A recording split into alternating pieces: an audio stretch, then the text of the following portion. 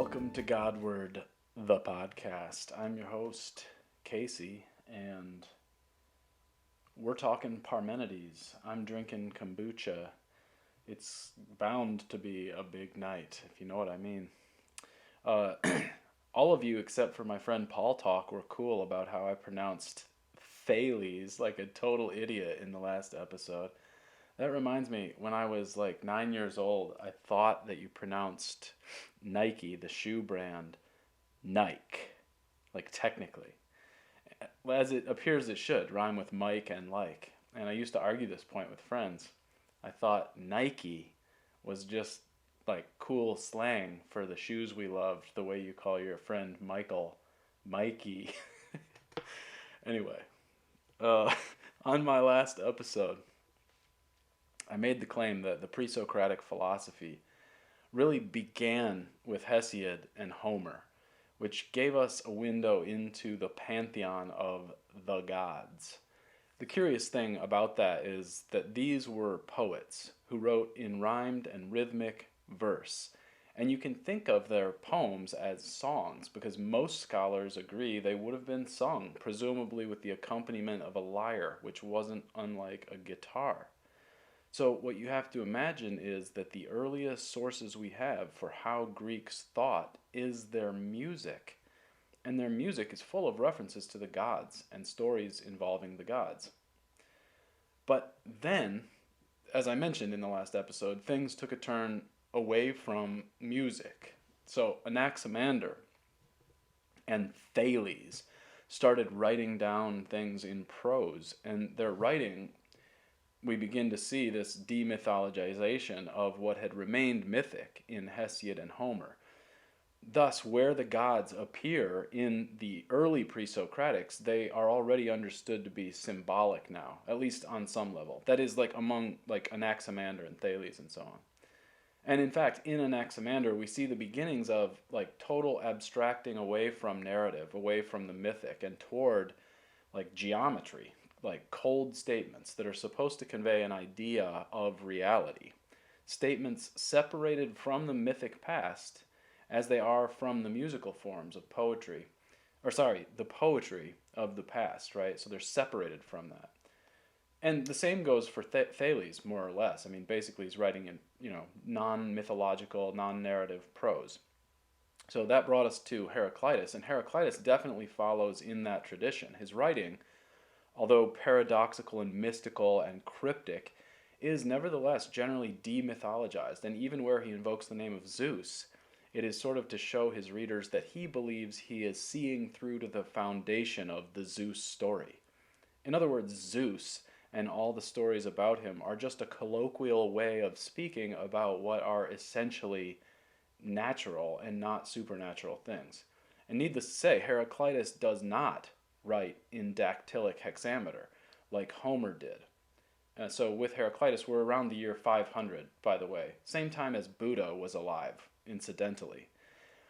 Okay, so there's a really interesting few pages near the beginning of Martin Heidegger's lectures on Parmenides, where he addresses the extreme strangeness of the form of Parmenides' thinking. Basically, he points out that Parmenides wrote as a poet, and not as we expect philosophers to write. Heidegger then summarizes what has been, and I think still largely is the prevailing answer to this problem, which is this. Basically, most modern scholars have assumed that the characteristic feature of the archaic period, that is, the time from about 800 BC to 600 BC, was this shift from the mythic thinking to, reasonable, rational thinking, to the coming of the logos, basically. And so they have argued that it's natural that certain remnants of the old mythic forms might be retained in these first primitive attempts at such rational logos-based thinking. So that's how these most of these moderns have tried to basically like embarrassingly explained away Parmenides' poetry, essentially by saying he isn't yet advanced enough as we are to write as a philosopher should in demythologized prose, right? What you'll see when you look at the poem, and we will in a minute, is that it's full of mythic content. The goddess, in whom, the goddess is like the main mover of the poem.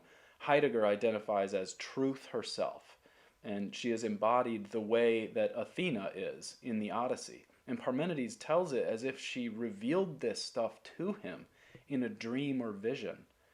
But Heidegger then says, and I wholly agree with him, quote, "That is the merest sketch of a widely held position concerning the appearance of the goddess in the didactic poem of Parmenides. Although it is advocated in all sorts of treatises, it nevertheless remains a singular error." End quote. The error is, once again, that we presume that our way of thinking is more advanced, and therefore we dismiss anything in Parmenides that is different from our customary way as essentially wrong, primitive, or ornamental. Instead, Heidegger suggests we need to explore the possibility that the way Parmenides wrote what he wrote was very intentional.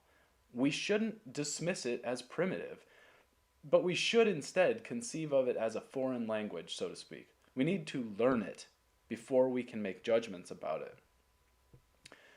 My view on Parmenides is the newer sort of minority take. I side with Peter Kingsley and a few others on the margins of academia who believe that the mythical stuff in Parmenides was wrongly dismissed by embarrassed moderns who were so immersed in Enlightenment empirical thought that they didn't dare to take seriously the hyper-rationalist and poetic content of Parmenides. After all, philosophy should be dry and devoid of mythic narratives, moderns have mostly believed, right?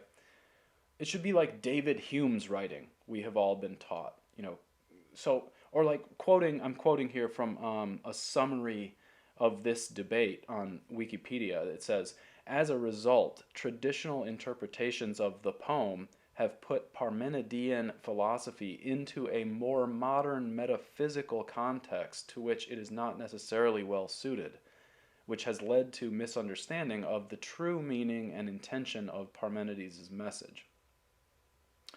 Sometimes Heidegger himself seems to be one of these endless prosaic chatterers to me, but in this case I'm definitely with him. We have to take seriously Parmenides' inspired artistic choice to take up the dactylic hexameter of the past as his vehicle for thinking. Yes, he was anomalous in his generation, swimming against the current, but certainly he would have known that. He would have been aware that after Anaximander, who had turned to abstraction and prose, right, that this was something different. So why this retreat into traditional formal poetry? Well, welcome to the Godward podcast, where you already know the answer if you've been listening all along. The answer is there are certain things that can be spoken of in narrative and in metaphor and in poetry that cannot be spoken of in abstract prose. This is why the Iliad explores the power of analogy, and it's why Jesus speaks of the kingdom of God only in parable and metaphor. And maybe, even more than all this, maybe the goddess really did actually reveal this stuff to Parmenides. You understand what I'm saying? Like maybe he lived in the enchanted worldview. So actually, it's possible that perceived supernatural revelation, like in the good old days, played a part in his thinking. Micro digression here, by the way. I suspect that the earliest pre-Socratics sort of roughly aligned with the 18th century empiricists and demythologization, the way that Hume and Locke did it, right? But very quickly then Parmenides swooped in, I think just sort of similar to the way that Friedrich Schiller did to introduce his robust romanticism, which nevertheless sort of seemed to arise out of the Enlightenment. So it's it makes sense from one generation to the next. And what looks like, an opposition is actually kind of an unfolding, okay? That's an oversimple, but maybe a fun way to think of what's going on here. Basically, the empiricists neglect aesthetics because they refuse idealism, and so they can't make right judgments about beauty and etc., which suggests, by like dialectical reasoning, a necessity for a return to aesthetic form. Okay? Of course, here I wish we all understood Greek so that the effect of the poetry could occur. It would be regularly rhythmic and rhymed like a song. So as you read the first section of the poem here, I'm going to read it to you. It's about 30 lines. See if you can like take my relatively choppy words, and I'm not a great reader for this either, and process them again in your head so that you can hear it instead as a beautiful, probably folk song, like played to something like a guitar, under a full moon with the campfire blazing. Okay? Again, this is the single extant writing of Parmenides, and it is a poem, mostly fragmentary. We think we have about 120 lines of like 800 total, maybe. But there's enough preserved that you can kind of make a judgment about this poem.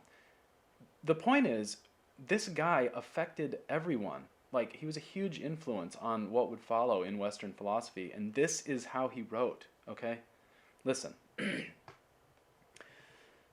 Actually, let me take a drink here so I can nail this for you. Okay. This is the poem. It's called On Nature, if you want to Google it, by Parmenides.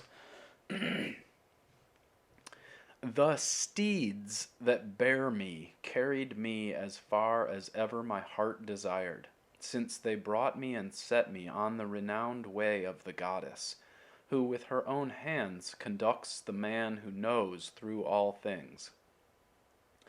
On what way was I borne along? For on it did the wise steeds carry me, drawing my car, and maidens showed the way. And the axle glowing in the socket, for it was urged round by the whirling wheels at each end, gave forth a sound as of a pipe, when the daughters of the sun, hasting to convey me into the light, threw back their veils from off their faces and left the abode of night. There are the gates of the ways of night and day, fitted above with a lintel and below with a threshold of stone. They themselves, high in the air, are closed by mighty doors, and avenging justice keeps the keys that open them. Here did the maidens entreat with gentle words and skillfully persuade to unfasten, without demur, the bolted bars from the gates. Then, when the doors were thrown back, they disclosed a wide opening, when their brazen hinges swung backwards in the sockets fastened with rivets and nails. Straight through them, on the broad way, did the maidens guide the horses and the car, and the goddess greeted me kindly, and took my right hand in hers, and spake to me these words: Welcome, noble youth, that comest to my abode on the car that bears thee, tended by immortal charioteers. It is no ill chance, but justice and right that has sent thee forth to travel on this way. Far indeed does it lie from the beaten track of men.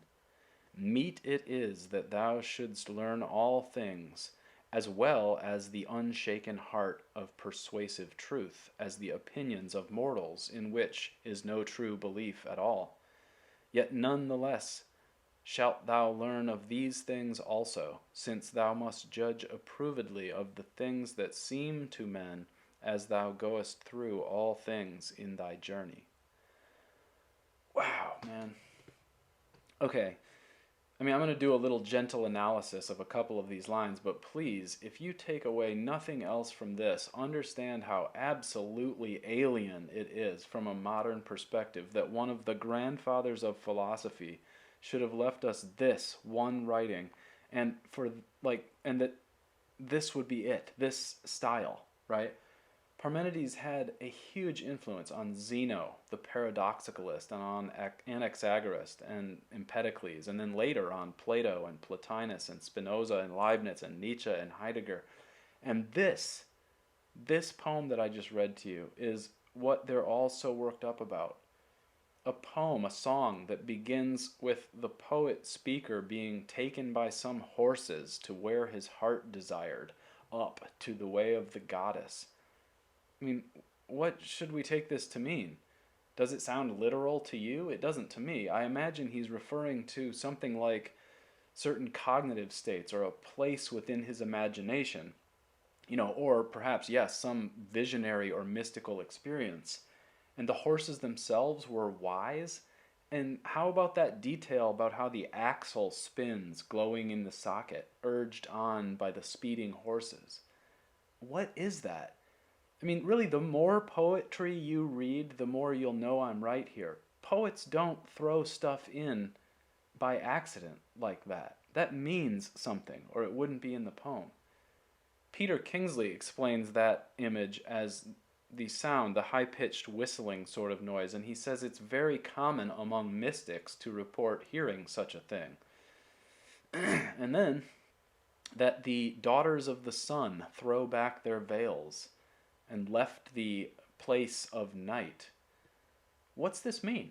I mean, I don't know. Like, Heidegger makes an interesting point about the word aletheia, which is like literally kind of unconcealing, but often translated as truth.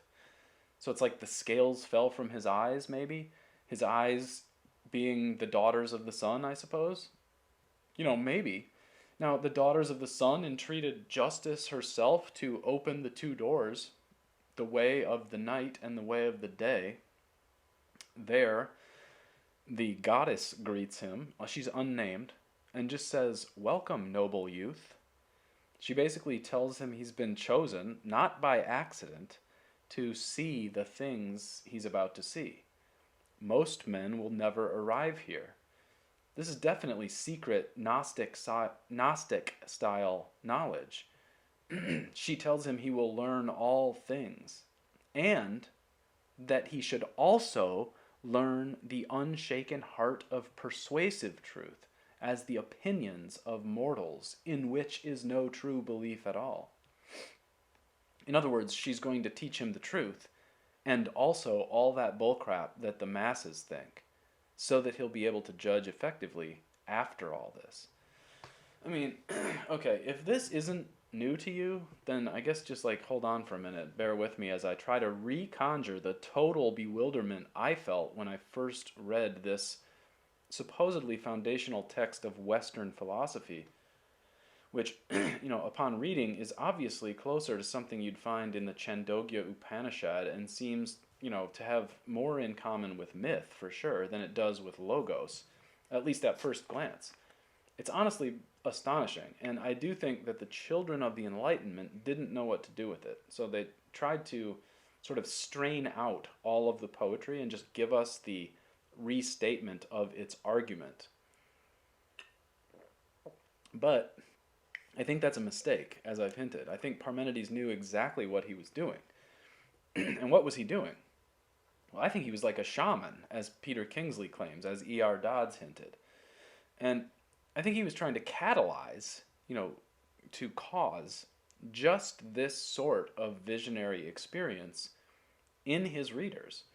Which means if you read Parmenides and come away only sort of loquaciously summarizing his beliefs, saying things like, Parmenides inaugurated the Western ontological tradition by positing that all things are one, and then you just kind of continue drilling on those words, always with more and more words, always trying to win the argument. I actually think you're missing the point. You're maybe even betraying him. But how can I prove this to you? Okay? All right, well, for one thing, his most famous pupil and loyal was the guy named Zeno, right? Zeno, of the same place, Elia. And Zeno departed quite a bit from arguing about oneness. Most of Zeno's time was spent weaving Zen koans. Of course, they weren't called Zen koans at the time, but, we call them paradoxes, which is a bit unfortunate because it is understood that Zen koans are intended to bring about a change in the consciousness of the hearer. Whereas most people, when they hear paradox, just think, jumbo shrimp. And it's like, that's not going to do anything to your mind, right? That's more of a mere contradiction. So, what did Zeno say?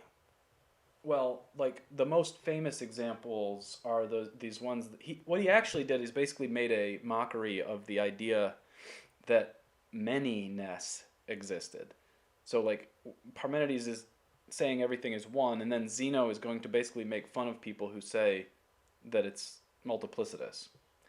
And so, for example, Zeno would say like, it's impossible to walk across a room.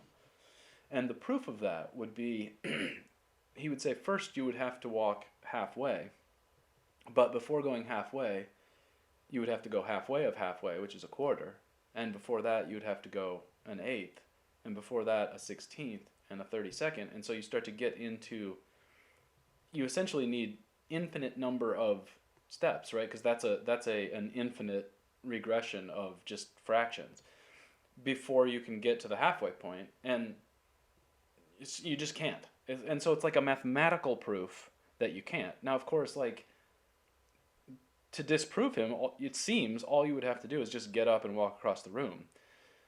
But this is sort of the essence of rationalism, is that you trust like the math, or you trust your reasoning basically ahead of your empirical observation about things, okay? So you might say he arrives again at the conception of the one, that is Zeno. But really he arrives at the admission that oneness is an absurdity. And it surely is, right? To imagine the universe as one single thing, unchanging, with no separation of identities. No you, no me, also no time, only the present. Nothing but that exists, and it is an undifferentiated one. And attempts to divide it and label it are mistakes. Okay, like, I mean, yes, I can see why some of you might want to drill down into this idea. And I suppose you might somehow, like, convince yourself, although remember, selves don't exist, that this ontology stuff is the truth. But here, it seems more likely to me that all of this ought to be taken as a very particular kind, but like a higher kind of sophistry. Look, it could be either way. Maybe this is a perfectly profound ontological truth statement presented oddly enough by way of a metaphoric poem, or maybe it's a verbal performance intended to catalyze psychological change. The poem is really short. It takes 12 minutes. Google it and read it. Okay, now a word about Plato's Parmenides Dialogue. So you have the poem, you have Parmenides' poem, which exists in fragments. And then our other main source is Plato's Parmenides Dialogue. It's generally taken to be one of his most difficult dialogues, although I love it. It was written in his middle-late period, which is interesting because it features a younger Socrates talking to an old Parmenides. And Plato was probably a baby when this meeting between Socrates and Parmenides took place, if it ever actually did. And so it's a highly, sort of fictionalized account, or dramatized account, of something that happened many years ago. It's one of the few dialogues where Socrates gets beat at his own game, as Parmenides leaves him in that classic state of aporia, having partially undermined the whole famous theory of forms stuff, and I think pretty effectively. There's one part of the exchange I want to highlight for us. It's in section 135c to 137b if you want to look it up. It's where Parmenides has just stupefied Socrates early on the question of the forms by effectively arguing that the forms don't exist or can't be known. If you need the explanation here, go back and watch my videos on, Plato and the forms. I think it was like the 6th or 7th video I did, so go way back. So Parmenides basically convinces him that the forms can't exist. But then Parmenides says, quote, if someone, in turn, Socrates, after focusing on all these problems and others still, shall deny that there are forms of the beings, and will not distinguish a certain form of each single thing, wherever he turns he'll understand nothing, since he does not allow that there is an ever same idea for each of the beings. and so he will entirely destroy the power of dialogue. But you seem to me only too aware of this. In other words, Parmenides is saying to Socrates here, like, I know you love your theory of forms, man, and you're right, actually. Like, people do need this in order to rightly perceive things. Remember how I said earlier the empiricists neglect aesthetics? That's because, like, they clip out the idea of the unobservable, of the forms.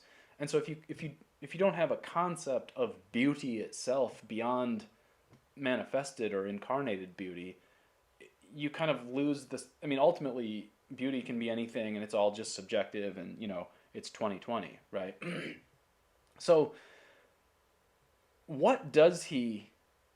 I mean, what he does here in this moment, what he does is basically more or less prove the theory of forms wrong or not perfectly tenable. Okay. But then he actually sort of agrees with Socrates that nevertheless, anyone who doesn't have a sense of the forms will be totally lost. So he really ran a circle around Socrates here. Parmenides basically defines the dialectic for Socrates. He says, quote, whatever you hypothesize about, whether it is or is not, and whatever other experience it suffers, you must always investigate the results in relation to itself and in relation to each one of the different things, whichever you choose, in relation both to many and to all of them likewise. And Socrates says, oh, man, this sounds impossible. It reminds me of I think he's a Buddhist, like dialectician, this guy named Nagarjuna, if you're ever interested in like Buddhist rhetoric. The same sort of thing. Basically, you have to investigate like every element that is conceivable in any given situation. And Socrates says, man, and this is young Socrates, right?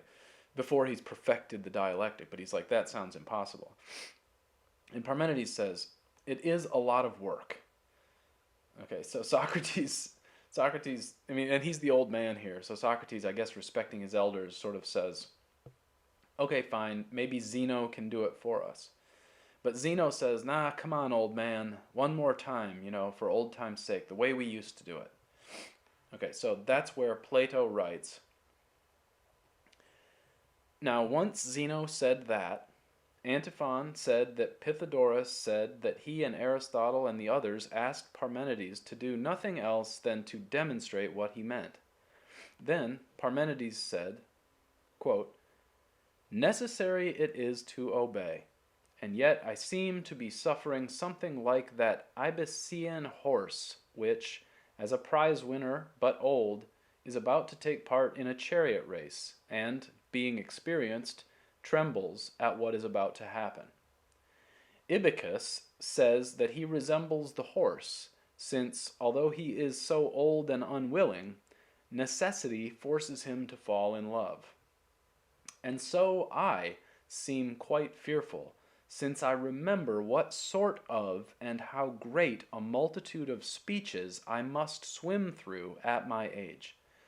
Nevertheless, I must show you this favor, especially since, as Zeno says, we're all alone here. We are by ourselves. So what is he saying there? He's saying, man, this is going to be a long conversation, and I'm old and tired, but, okay, you're demanding it, okay? Parmenides continues, quote, so where will we start, and what will we hypothesize first? Or, since now it seems I must play at this workmanlike game, shall I begin with myself and my hypothesis, that is, hypothesizing about the one itself, whether one is or one is not, what must result? And they all say, of course, do that one, do that one. But did you notice that he said, where will we start and what will we hypothesize first? The point is, you can generate the dialectic and the aporia that it gives rise to with almost any subject. You just need to take one, one transcendent, one high subject, say justice or beauty or truth or excellence, and consider every single thing about it, both in relation to consequences on itself, but also in relation to consequences of the many things. etc., etc. And it'll be a long-ass conversation. But by the end of it, you should be there. You should get to the, desired cognitive state, which is this aporia, this unknowing. I mentioned this book in the last episode, the one by, what's his name there? John Mansley Robinson. And I love his summary of the Parmenides Heraclitus back and forth. He says that basically Heraclitus did gather up a bunch of like disciples almost, but Plato says they were all like just imitators of Heraclitus and basically true to their teacher. Sure enough, they just couldn't get enough of change. So they were always they just wanted to change everything all the time. They were always busy, just not that, but this all the time. And he gives the impression that these people were not particularly deep or profound, whereas the ones who followed Parmenides really have always kind of created or generated really interesting claims. Now, they're sometimes hard to prove because, again, this is like the pure rationalist thread, which means you just kind of conceive it all almost out of thin air. Like, it hardly matters that the things that come into your, sensory inputs. So what he's saying here is that this dialectic is so important that it's worth the time and energy it takes to do it. And how long does it take? It takes as long as reading the Republic, so probably 10 hours or so, right? So sit down and have a 10-hour conversation. Now, it just so happens that Parmenides' favorite topic of conversation is the thing about being itself. He goes meta, right?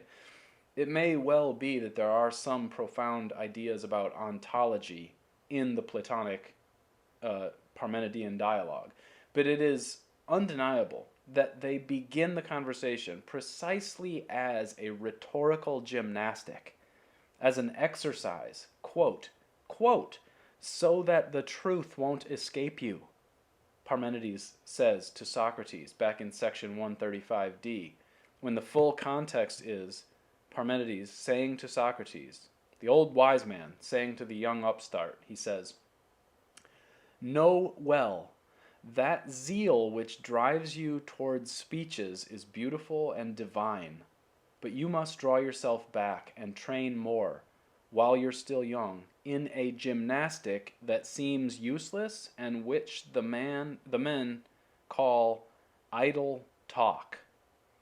If you don't, the truth will escape you." Please hear that. The dialectic is a sacrament. The masses of men believe it is idle chatter. You must engage in it, or else the truth will escape you. I mean, look, you guys, we can talk about philosophical theories and systems. We can try to develop a political theory, arrive at an answer. We can memorize everything Hegel ever said in German. But if we do not practice this workmanlike game, the dialectic, the truth will escape us. So says Parmenides. Then he chatters for 2 or 3 hours about oneness. But I'm afraid you'll miss the point, right? I'm afraid you've missed it. Like, do you think that... Okay, so do I think that there's nothing profound here to say about the ontological vision of philosophical Parmenides? No, I think it is interesting, okay? Being is a really strange thing to think about. You can talk about the language we use, about, isness. Like when you hear someone say, "It is sunny outside," it's like, what is sunny outside? And it's like, well, we start to get tangled in grammar, right? It is sunny. And, we can talk about the consequences, what would be of accepting this view of like true oneness, monism. But ultimately, it is reductive, like arch-reductive, Parmenides' theory. And exactly no one really lives as if the universe is all one. Maybe the schizophrenics in some way, maybe.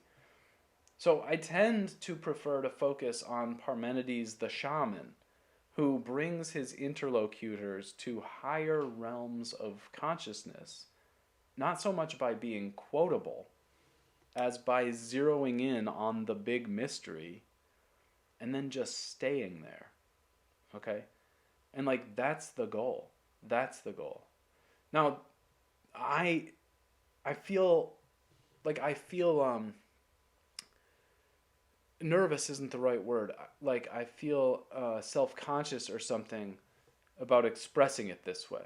And if you're remotely interested in what I'm saying, the best source for this is that Peter Kingsley book. It's called Reality, and it's just all about Parmenides. He nails it. Or you can read the E.R. Dodds book. Or, I mean, really any book on like shamanism. There's books by like Jeremy Narby or the Michael Harner book or even Carlos Castaneda or whatever.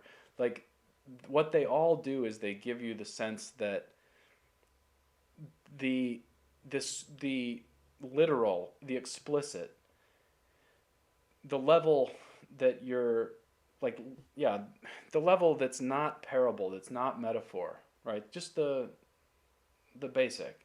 That this is always like an entry point for the shaman. That you're always like, the point is you'll say whatever to achieve the psychic effect, the psychological effect. And so I think that's a very interesting way to read Parmenides.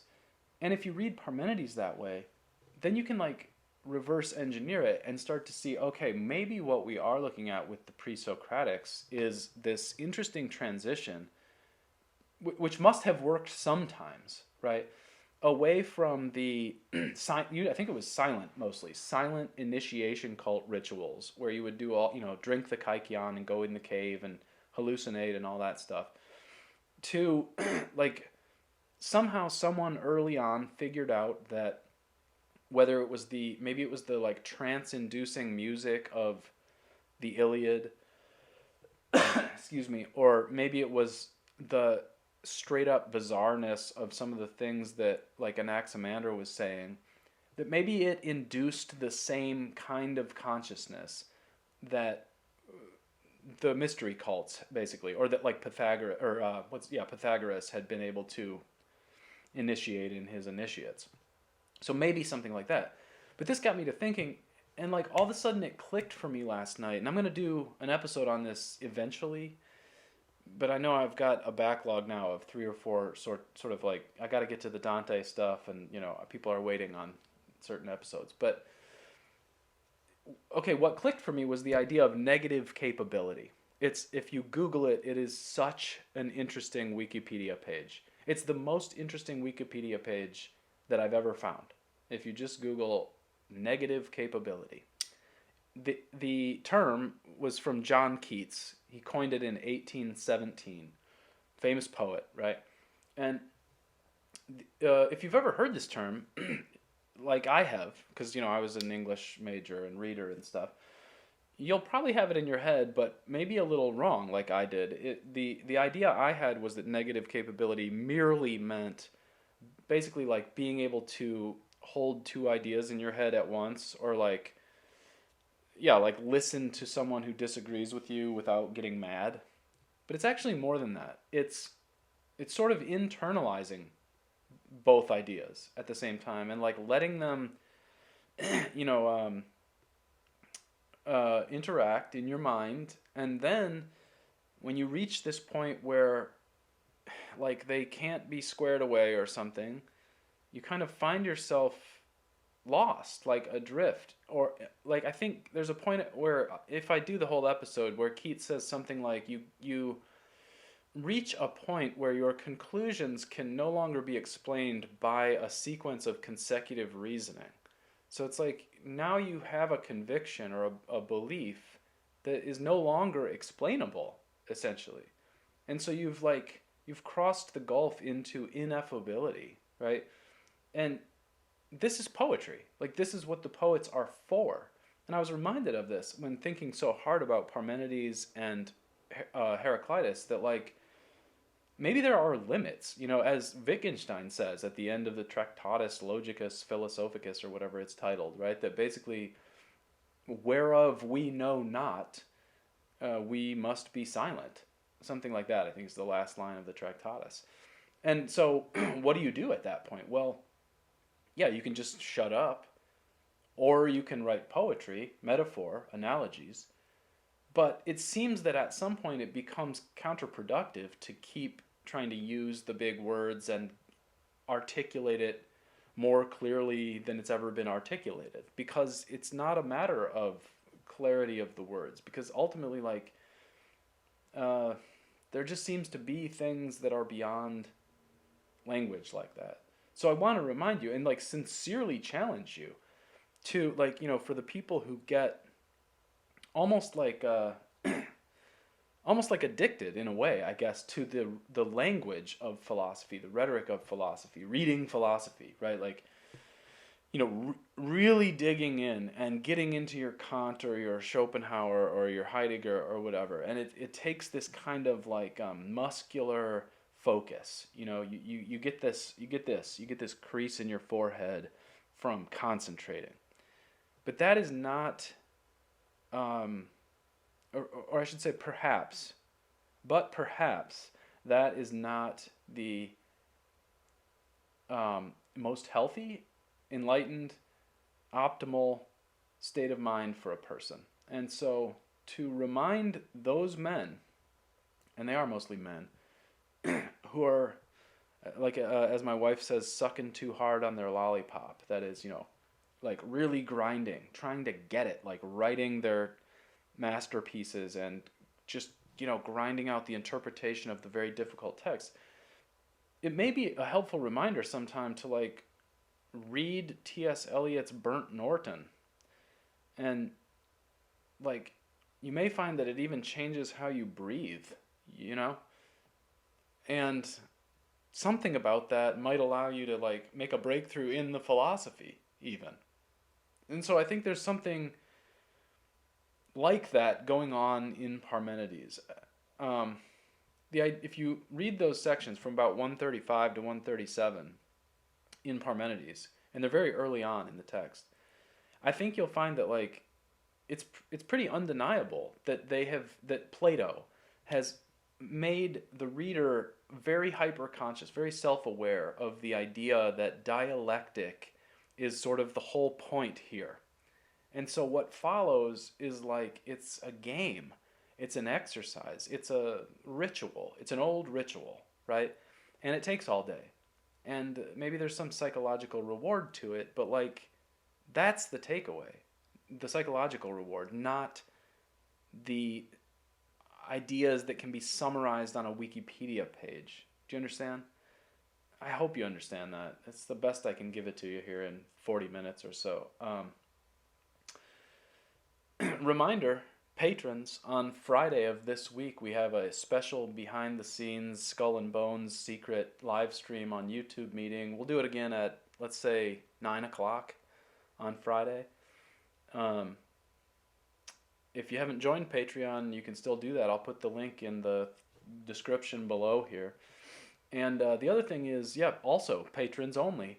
We've got the forum board posted and some good conversation going there. I'm serious. Like, I really hope that those of you who are paying me $5 a month will also show up there sometimes. I don't want it to feel like work, but man, I feel like if you're listening to this show, you gotta have something to contribute at this point. Like, do the dialectic with me, man, or else the truth might escape us. See you next time.